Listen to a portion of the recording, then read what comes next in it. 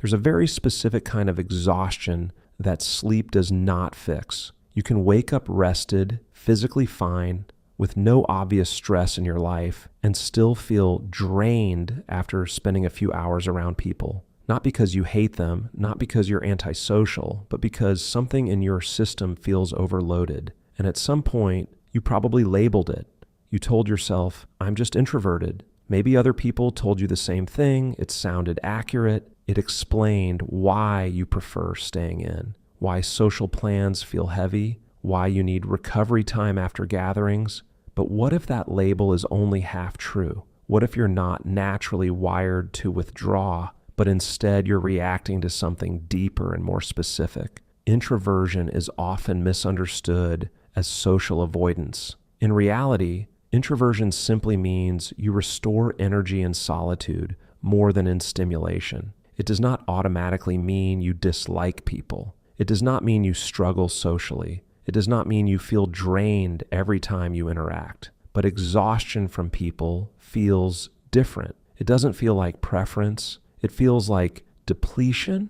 It doesn't feel like choosing quiet. It feels like needing escape. And that difference matters. If you've ever left a room not because you wanted to be alone, but because you couldn't process one more conversation, one more expectation, one more emotional signal, then what you're experiencing may not be introversion. It may be social overload. The human brain is constantly scanning for social information, tone of voice, facial expressions, micro expressions, posture shifts, social hierarchies, unspoken rules. Most of this processing happens automatically. You don't consciously think about it, but your nervous system does. For some people, that processing load is light. For others, it's intense. If you're highly perceptive, emotionally aware, or sensitive to subtle cues, your brain is running more background analysis during interactions. You're not just talking. You're tracking mood changes. You're anticipating reactions. You're adjusting in real time. And that level of processing consumes energy.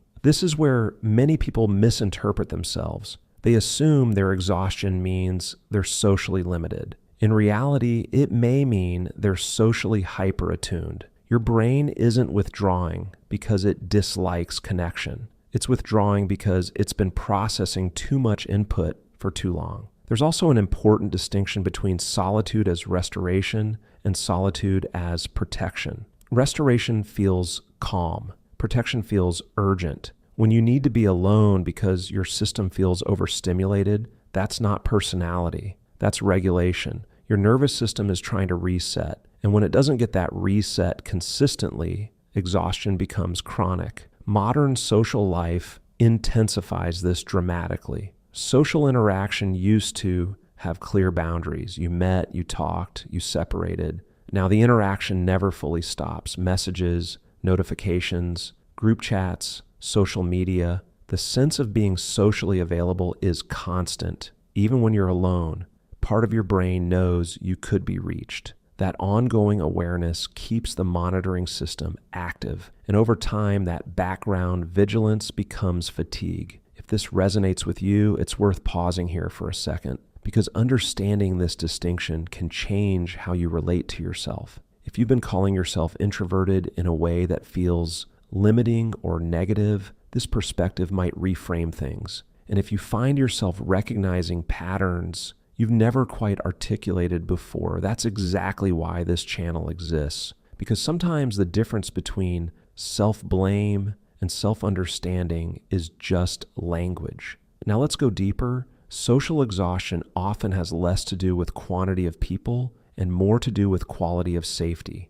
You can spend hours with someone who feels emotionally safe and leave energized. You can spend 20 minutes in an environment where you feel evaluated or misaligned and leave drained. That's because your nervous system doesn't measure time. It measures threat. When you feel like you have to manage how you're perceived, your energy drains faster. When you feel like you need to perform a version of yourself, your cognitive load increases. When you feel responsible for other people's comfort, your system works overtime. None of these processes are visible externally. You might look relaxed. You might seem engaged. But internally, your brain is multitasking constantly. Many people who describe themselves as introverted are actually operating under subtle social tension. They're hyper-aware of being judged. They're careful with their words. They replay conversations afterward. They anticipate misunderstandings before they happen. That isn't introversion. That's vigilance. Vigilance consumes enormous energy because it keeps the nervous system slightly activated. Not in panic mode, but in readiness mode. The body stays alert. Muscles hold subtle tension. Thoughts run predictive loops over hours or days. That low-level activation leads to exhaustion. And when exhaustion accumulates, withdrawal feels like the only option. There's also the emotional labor component. If you are the person who listens deeply, absorbs others' stress, and regulates the mood of the room, your brain is doing extra work. Mirror neurons simulate others' emotions in your own body. If someone is anxious, you feel it. If someone is frustrated, you register it. And if you don't have strong boundaries between your emotions and others, your system absorbs more than it releases. This is why some people feel drained even after positive social events. It's not negativity that exhausts them. It's intensity. Even excitement requires processing. Even joy requires energy. If your system is already saturated, even good experiences can feel like too much. Another important factor is authenticity. When you feel safe being fully yourself, interaction is simpler. There's less filtering, less editing, less performance. But when you feel like parts of you aren't accepted, you begin adjusting unconsciously. You choose safer topics. You soften opinions. You manage impressions. That constant adjustment creates friction, and friction over time becomes fatigue. This is why labeling yourself strictly as introverted can sometimes hide the real issue. Introversion isn't inherently draining. Chronic self-monitoring is, emotional overprocessing is, social hypervigilance is. So what changes this? The first shift is recognizing that your exhaustion is data, not identity. Instead of assuming, this is just who I am,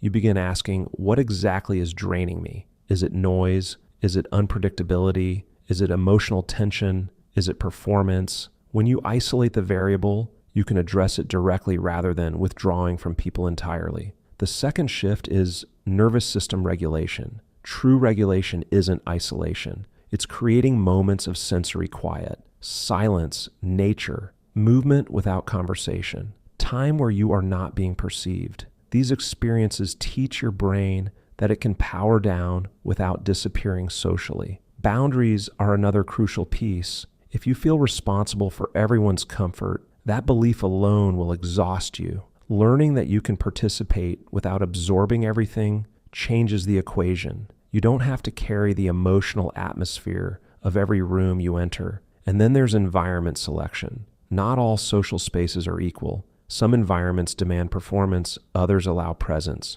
When you choose spaces aligned with your values and pacing, exhaustion decreases naturally. You don't need fewer people. You need safer energy. Over time, something subtle begins to shift. You stop assuming that your need for space means you are limited. You start recognizing it as feedback. You become more intentional about where you spend your energy. And instead of withdrawing from connection entirely, you build connection in ways your system can sustain. You may still value solitude. You may still enjoy quiet, but the feeling changes. It becomes preference instead of escape, restoration instead of shutdown. And that's the final point. You're not introverted in a broken way. You're not socially deficient. Your brain isn't rejecting people. It's protecting itself from overload. When the overload decreases, your relationship with people changes. Interaction feels lighter. Conversations feel less effortful. You don't feel the need to disappear afterward.